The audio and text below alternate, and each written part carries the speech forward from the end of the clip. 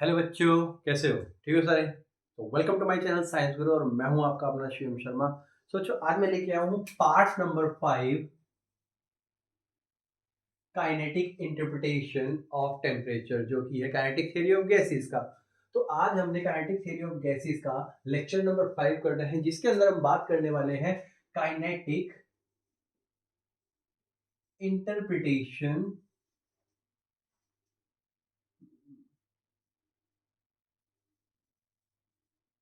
Of temperature.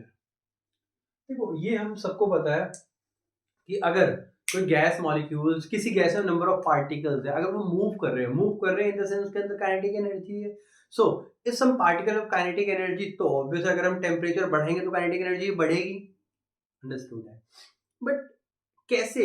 ये kinetic interpretation कैसे कहता है हमें? कैसे हम प्रूव कैसे करेंगे इसको मैथमेटिकली? अगर हमें निकालने को आ जाए, फॉर्मूला दे दे भाई, तो कैसे निकालेंगे? तो इन सब के लिए एक मैथमेटिकल एक्सप्रेशन करते हैं, क्योंकि हमें पता है कि जो काइनेटिक एनर्जी होती है वो होती है भाई हाफ एम वी स्क्वायर। और इसके अंदर कहीं भी टेम्परेचर नहीं आता। तो हम कैसे मान लें कि भाई टेम्परेचर पे डिपेंड करता है कि नहीं करता है? ये तो बस बचपन से पढ़ते आ रहे हैं, 9th क्लास से स्टार्ट किया था कि अगर टेम्परेचर बढ़ेगा तो मॉलिक्यूल्स इधर-उधर रैंडम मोशन जाएंगे, और टेम्परेचर बढ़ेगा तो और ज़्यादा उनकी काइनेटिक एनर्जी बढ़ेगी। But how?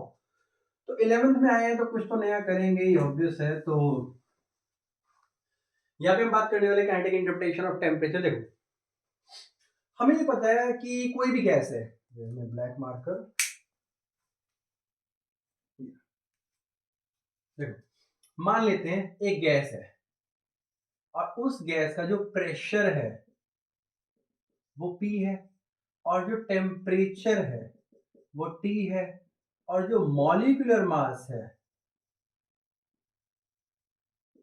वो मान लेते हैं कैपिटल M है, और हम नंबर ऑफ मोल जो लेने वाले हैं वो 1 मोल लेने वाले हैं। ठीक है, ध्यान रखना। और ये जो गैस है ये क्या है? 1 मोल। ये सारी सारी चीजें हमें दे रखी है भाई गैस के मामले में ना। Now according to kinetic theory of gases, the pressure exerted by gas, देखो जो प्रेशर एक्सर्ट करती है वो होता है वो होता है 1/3 रो वी स्क्वायर, यही होता है। तो देखो, अगर हम बात करें डेंसिटी की, तो डेंसिटी का फॉर्मूला सिंपल सा होता है। हमने पढ़ा हुआ है कि डेंसिटी क्या होती है? Density is equal to mass by volume. तो वैल्यू पुट करता हूं तो P इज इक्वल टू 1/3, ये हमारे पास आया M अपॉन V। यहाँ पे काम करते हैं बेटा, जो वेलोसिटी है ना उसके कान मोड़ देते हैं। रीजन क्या है? क्योंकि अगर मैं कैपिटल V के कान मोड़ूंगा तो वो शोभा नहीं देगा। ठीक है, हमें क्या करना है? Velocity is noted bye basically small v। तो स्मॉल बनाने के लिए हमने इसके कान मोड़ दिए। तो ये आएगा, ये इधर मल्टीप्लाई होगा तो क्या आएगा? P is equal to 1/3 into, ये ऐसा करते हैं PV कर देते हैं इसे। तो V मैंने मल्टीप्लाई कर दिया 1/3 M V स्क्वायर। हमें क्या करना है? देखो, पहले समझा करो डेरिवेशन बनती कैसे है। हमें किसी तरह काइनेटिक एनर्जी को टेम्परेचर से रिलेट करना है, ध्यान रखना, टेम्परेचर से। तो अगर मैं यहाँ पे देखूं तो मेरे को काइनेटिक एनर्जी बनाने के लिए हाफ एम वी स्क्वायर कुछ बनाना पड़ेगा, but half M V square तो यहाँ है ही नहीं। तो मैं क्या करूंगा? 2 से मल्टीप्लाई, 2 से डिवाइड कर दूंगा। तो P V is equal to 2/3 into half M V square. क्या किया मैंने इसमें? ध्यान दो, 2 से मल्टीप्लाई कर दिया, 2 से डिवाइड किया। जब 2 से मल्टीप्लाई डिवाइड कर दिया तो हमारे पास ये आ गई। अगर मैं इसकी बात करूं, देखो वेलोसिटी की बात करें, here half M V square is, क्योंकि एवरेज वेलोसिटी है, क्यों? क्योंकि मॉलिक्यूलर मास दे रखा है, सारे के सारे गैस का मास दे रखा है। सो मॉलिक्यूलर मास दे रखा है, तो half M V square is average kinetic energy. बेटा ध्यान रखना है, ये एवरेज काइनेटिक एनर्जी मैं इससे पहले वाले लेक्चर में करवा चुका हूँ, तो वहां जाके सीख सकते हो। ये लेक्चर में सिर्फ मैं ये बताना चाह रहा हूँ कि काइनेटिक एनर्जी टेम्परेचर पे कैसे डिपेंड करती है, और उसी को बताने के लिए हम कुछ भी करेंगे। हाँ, तो ये आ गया हमारे पास। तो सिंपल सा एक फॉर्मूला आ गया, PV is equal to 2/3 E, and where E is kinetic energy. तो मैं यहाँ E से रिप्रेजेंट कर देता हूँ। चलो भाई, बहुत बढ़िया, मजा आ गया यहाँ तक। सिंपल, तो सिंपल सी लैंग्वेज में निकालेंगे एकदम। हमने क्या किया? सिंपल सी बात है, मैंने प्रेशर एक्सर्ट उठाया, क्यों? क्योंकि प्रेशर एक्सर्ट करेंगे तो मॉलिक्यूल्स पास आएंगे, मॉलिक्यूल्स पास आएंगे तो काइनेटिक एनर्जी बढ़ेगी। हाँ, तो पी वी इक्वल 2/3 आ गया, ये भी बहुत बड़े। अब देखो, ध्यान से देखो, कहीं पे हम क्या कर रहे हैं, मेरे को इसे टी से रिलेट करना है, टेम्परेचर से, और कहीं ना कहीं P V is equal to NRT, ideal gas के इक्वेशन डालेंगे। बहुत बढ़िया।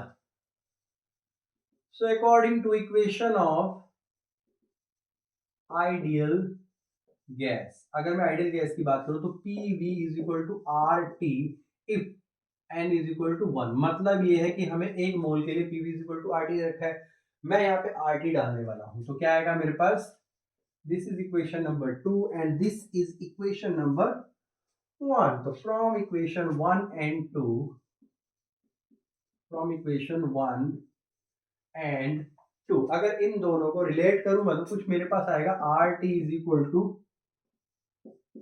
2/3। अब ध्यान दो, सुनो, कहीं ना कहीं मेरे को काइनेटिक एनर्जी रिलेट होती हुई दिखाई दे रही है टेम्परेचर से, दे रही है कि नहीं दे रही है? हाँ, तो बस और क्या दिक्कत है। तो यहाँ पे आ गया मेरे पास ई की बात करें तो E इज इक्वल टू 3/2, ध्यान देना, 3/2 R T.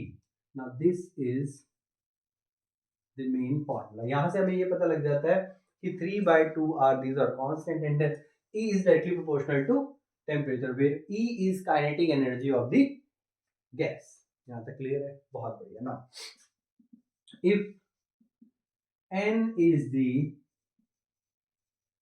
Avogadro number, so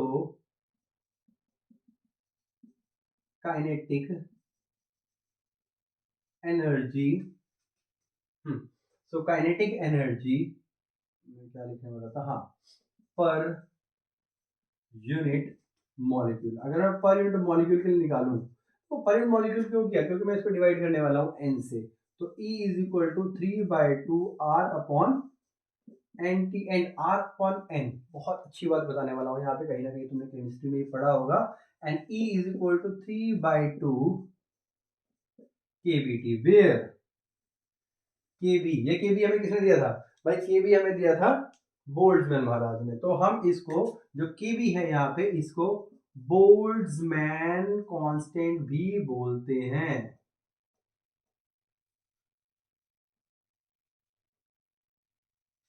clear है? तो यहाँ साफ पता लग रहा है, देखो बिल्कुल साफ पता लग रहा है।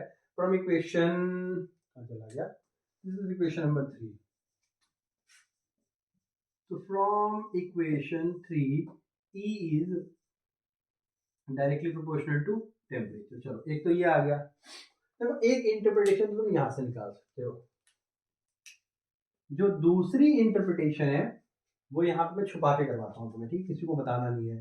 So E is equal to 3/2 kb2 which is equal to half m v square. ये आ गया, जो कि साफ पता लग रहा है हमें यहाँ से कि जो v square is equal to, हाँ, तो यहाँ पे हमें साफ दिख रहा है कि जो v square is, equation number 4 ले लें, चलो इक्वेशन नंबर 4 लेते हैं।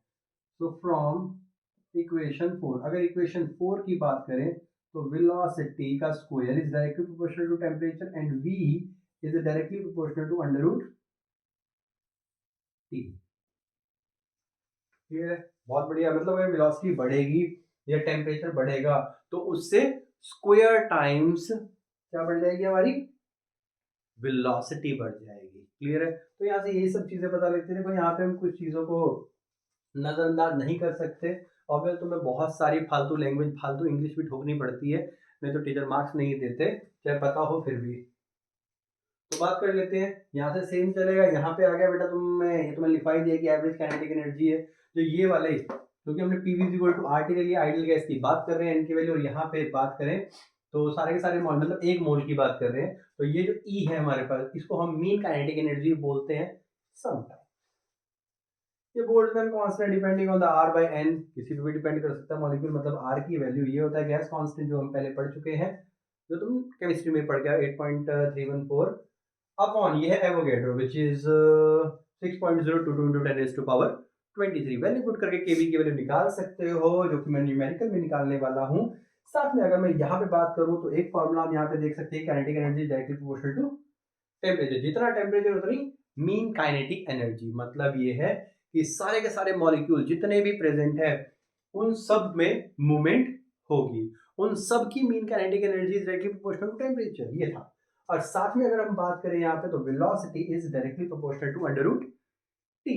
तो अगर मैं यहाँ पे सिंपल एक फॉर्मूला बनाना चाहूँ तो ये बना सकता हूँ,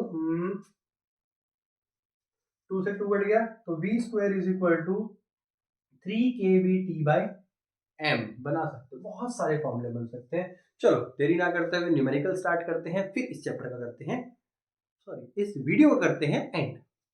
दो न्यूमेरिकल है हमारे पास यहाँ पे और दोनों के दोनों बहुत अच्छे हैं। अच्छे होने का मतलब ये है कि ये 2016 में आया हुआ न्यूमेरिकल है। इसकी बात करें तो NCERT को बिलोंग करता है, इसलिए मैंने दो न्यूमेरिकल लिखे और दोनों के दोनों अच्छे न्यूमेरिकल। देखो इस चैप्टर के न्यूमेरिकल ज़्यादा बड़े नहीं होते हैं, ना ज़्यादा चैप्टर के बड़े न्यूमेरिकल्स होते हैं। और अगर हम बात करें कि कॉम्प्लिकेटेड कैलकुलेशन वगैरह ये भी नहीं होती है, इनके अंदर सिंपल एंड स्ट्रेट बिल्कुल क्वेश्चन पूछते हैं। बताओ भाई अगर टेम्परेचर कांस्टेंट वॉल्यूम बढ़ रही है बताओ कितना फर्क आएगा इसमें प्रेशर में। तो इजी क्वेश्चन आते हैं, कोई ज़्यादा मुश्किल क्वेश्चन नहीं है। जैसे पहला क्वेश्चन है vessel is filled with a gas at a pressure of 76 centimetre of mercury. एक चीज बता दूं कि ये जो है प्रेशर की यूनिट है, ठीक है, कंफ्यूज नहीं होना है, ठीक है, ये बता चुका हूँ। वैसे ये मैंने बताया था मैकेनिकल प्रॉपर्टीज ऑफ फ्लूइड में, वहां पे मैंने प्रेशर के बारे में बताया, तो वहां पे जाके देख सकते हो। At a certain temperature, temperature की बात कर रहा है, the mass of the gas is increase by 50% at the same temperature. Same नहीं, सेम टेम्परेचर पे, तो सेम टेम्परेचर पे हमने 50% गैस बढ़ा दिया है। सुनो, टेम्परेचर सेम है, अगर 50% गैस बढ़ा भी दूंगा तो ना तो वॉल्यूम पे कोई फर्क आया ना टेम्परेचर पे कोई फर्क आया, दोनों के दोनों सेम है। किस में फर्क है? एक मास में और एक प्रेशर में। तो हमें पता है, वो कह रहा है कि find the resultant pressure of the gas. देखो इतना कोई मुश्किल क्वेश्चन है नहीं है, सिंपल सी बात है। इसके लिए हमें प्रेशर का फॉर्मूला पता होना चाहिए। तो according to KTGP is equal to 1/3 rho v square velocity, ये आ गया। लेकिन अगर मैं यहाँ पे बात करूं, ध्यान देंगे, सो अगर मैं इसकी वैल्यू देखूं तो रो होता है mass upon volume, because this is density. तो P is equal to 1/3 mass by volume v square, ये आ गया। अगर यहाँ पे ध्यान से देखें, देखो मास बढ़ा, बहुत बढ़ा, मतलब ये तो चेंज होगा। टेम्परेचर बढ़ा, नहीं बढ़ा। टेम्परेचर नहीं बढ़ा, इसका मतलब ये भी नहीं बढ़ा। क्यों? क्योंकि मैंने अभी करवाया है तुम्हें कि वी वी वी वी कहाँ लिखूं कहाँ लिखूं कहाँ लिखूं, चलो इसका तो हो गया काम तमाम। So V is directly proportional to under root T. अगर टी जीरो होगा एब्सोल्यूट, मतलब सिंपल सी बात है, टेम्परेचर में कोई चेंज ना हुआ तो वेलोसिटी भी जीरो होगी, मतलब ये कांस्टेंट रहेगी, सेम, ठीक है, चेंज नहीं होगी। मेरा ये कहने का मतलब, ये नहीं कहने का मतलब जीरो है, मैं ये कहना चाहता हूँ कि अगर टेम्परेचर कांस्टेंट रहेगा तो वेलोसिटी में भी कोई सुधार नहीं आएगा, वो वैसी की वैसी खड़ी रहेगी। बट वॉल्यूम की बात करें, वॉल्यूम में भी कोई चेंज नहीं आया। क्यों? क्योंकि अगर हमने 50% गैस इंक्रीज कर दिया बट टेम्परेचर इंक्रीज नहीं किया, अगर टेम्परेचर इंक्रीज नहीं किया तो उसमें जो वॉल्यूम है वो भी कांस्टेंट रहेगी। तो सिंपल सी बात है, यहाँ पे जो हमें फर्क पड़ा, वेलोसिटी कांस्टेंट और वॉल्यूम भी कांस्टेंट, ये दोनों कांस्टेंट हो गए। और 1/3 तो बेटा जन्म से ही कांस्टेंट है, तो यहाँ क्या आया? P is directly proportional to M। तो अगर m 50% बढ़ा तो प्रेशर भी 50% बढ़ेगा, तो बस फिर P dash is equal to 76 पहले था प्लस 50% और हो गया 76 का, सॉल्व कर लेना, आंसर आ जाएगा P डैश। अगर सॉल्व करना है तो मैं करके दे सकता हूँ, क्योंकि इससे ये कर गया 0.5 आ गया, तो 76 प्लस डायरेक्ट कर लेते हैं इसको, कैलकुलेटर की जरूरत क्या है। 5 2 10, इससे कटा 2 2 3 6, ये वहां गया 2 8, दोनों को प्लस कर लो, 7 3 10, मतलब 114, 8 से 14, 114 सेंटीमीटर ऑफ मरकरी। इतना सा काम है बस। इसके अंदर दिमाग कहाँ लगाना होता है? दिमाग लगाना होता है इसके अंदर भाई कि किस पे डिपेंड करती है क्या चीज। अगर टेम्परेचर चेंज नहीं हुआ तो साफ सीधी बात है कि कभी भी ये वेलोसिटी चेंज नहीं होगी। अगर टेम्परेचर बढ़ेगा तभी वेलोसिटी बढ़ेगी। अब इस क्वेश्चन को देख लेते हैं। सेकंड क्वेश्चन वो कह रहा है a flask contain argon and chlorine in the ratio 2:1, मतलब एक फ्लास्क है भाई,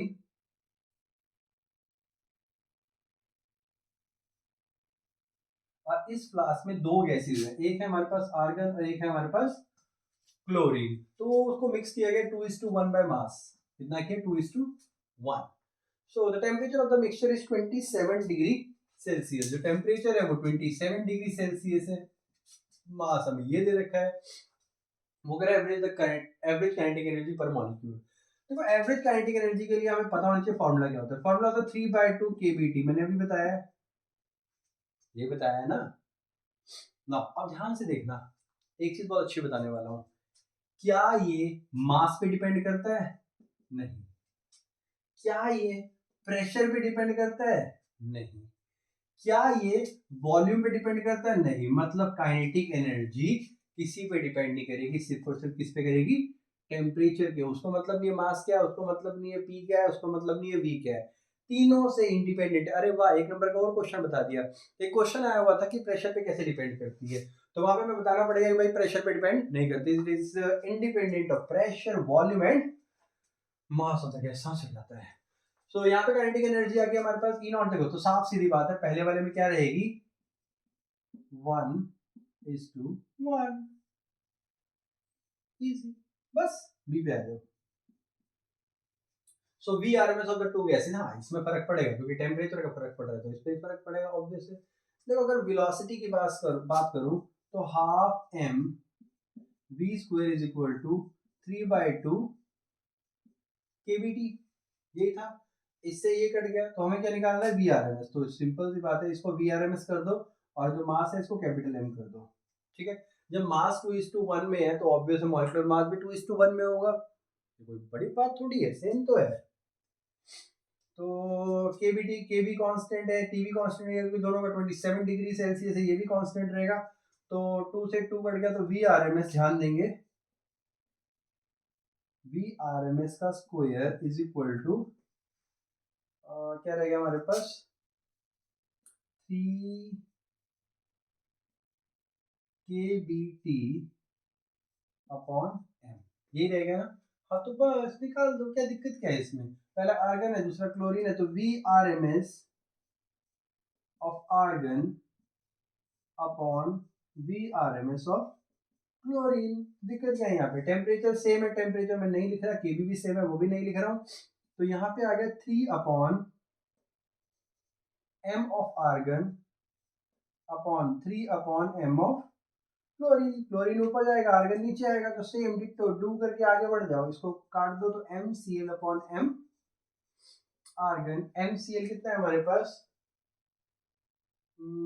ये 70.9 और ये कितना है हमारे पास? 39.9। दोनों का मास तो यही रखा था इसलिए मैंने वहां पे लिख दिया था। तो चलो अपना यंत्र निकालते हैं और इसको डिवाइड कर लेते हैं। 70.9 डिवाइडेड बाय 39.9, 1.7769। तो 1.7769। तुम पता है एक चीज भूल रहे हो, तुम क्या भूल रहे हो? तो तुम्हें बताना है, वी स्क्वायर है बेटा, यहाँ पे अंडर रूट आएगा। तो यहाँ पर भी बड़ा सा अंडर रूट आ गया, यहाँ पे भी अंडर रूट आ गया, यहाँ पे भी, हर जगह अंडर रूट ही अंडर रूट आ गया। तो इसको अगर सॉल्व करूंगा, मुझे विश्वास नहीं हुआ था बट आंसर 1.33 आएगा। वाह ना, मैं ऑलरेडी निकाल चुका हूँ। देखो अंडर रूट 1.33, ओ सॉरी, अंडर रूट 1.77, 1.33041347, ये आंसर आया है। तो ये रेशो आएगी भाई वेलोसिटी आरएमएस की। इसका मतलब जो आर्गन की गैस के मॉलिक्यूल्स हैं, पार्टिकल्स हैं, वो ज्यादा तेज मूव करेंगे as compare to this. No, inversely proportional हो गया ना। आर्गन आर्गन वी उसकी ज्यादा होगी, इसका मास कम होगा। और मास किसका कम है? आर्गन का। तो आर्गन की बात करें, एक सेकेंड, दिस सम, यहाँ पे कोई मिस्टेक हुआ है शायद। एक सेकेंड, क्वेश्चन ठीक है ये?